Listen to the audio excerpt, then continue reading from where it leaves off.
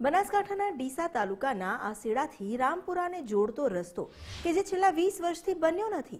આ રસ્તો માત્ર માર્ગ નથી પરંતુ આસેડા અને રામપુરાના લોકો માટે જીવન રેખા સમાન છે।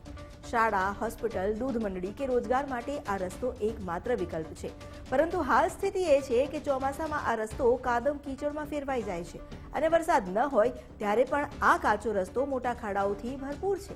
સ્થાનિક લોકોનો આરોપ છે કે વર્ષોથી અનેક વખત તંત્ર અને લોકપ્રતિનિધિઓને રજૂઆત તો કરવામાં આવી, પરંતુ આજ દિન સુધી કોઈ નક્કર પગલાં નથી લેવાયા। તકલીફ તો અમારે સાહેબ છે, ખૂબ અમારે નિશાળ છે, બાળકો ભણાવવાના છે, એ બાળકો અમે જેવી રીતના ભણાવવા, વરસાદ થાય ત્યારે અમારા નર્વક ગારો જ બની જાય છે। પછી છોકરાને ભણવા મૂકે એ વખત છોકરા નથી જતા। કેમ નહીં જતા?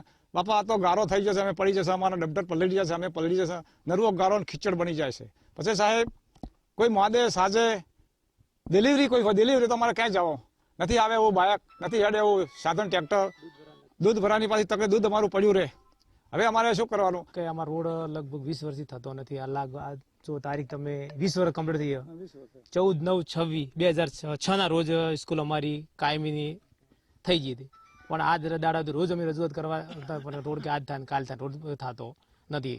કારણ એનું શું છે ખબર? અમે આયા છે તાલુકામાં ડીસા લાગે અને વિધાનસભા લાગે છે કોંગ્રેસ અને લોકસભા લાગે પાટણ, એટલે અમારું કોઈ એમ હોભળતો નથી। અમે વસ વેગળ નાસા, કોઈ એનો રણીધણી નથી કોઈ અમારું, એટલે એના કારણે આ રોડ પડ્યો રહેશે। અમારે આ રસ્તાની બહુ તકલીફ છે। અમારે રસ્તા માટે ઢોરું મોડું થાય, ડૉક્ટરો ના આવે, છોકરા ભણવા આવતા નથી, બહુ તકલીફ છે। કોઈ ડિલિવરીનો કેસ હોય તો આવતો નથી, 3 કિલોમીટર આગળ છે અને રોડની તો બહુ તકલીફ છે, બધે થઈ જાય પણ અમારે થતો નથી। જ્યારે વરસાદ પડે ત્યારે અમને ખૂબ જ તકલીફ પડે છે। વરસાદ આવે ત્યારે ખાડા હોય છે અને જ્યારે અમે ભણવા આવીએ છીએ ત્યારે ખાડામાં જો અમારો પગ લપસી જાય તો અમે પડી જઈએ અને અમને ખૂબ જ વાગે છે અને અમારા દફતર પણ પલટી જાય છે અને અમારા કપડાં પણ પલટી જાય છે। જ્યારે સરકાર અમને એમ કહે છે કે તમે ખૂબ ભણો, પણ અમે સરકારને એમ કહેવા માંગે છે કે તમે અમને રોડ બનાવી આપો। તમારો ખૂબ ખૂબ આભાર।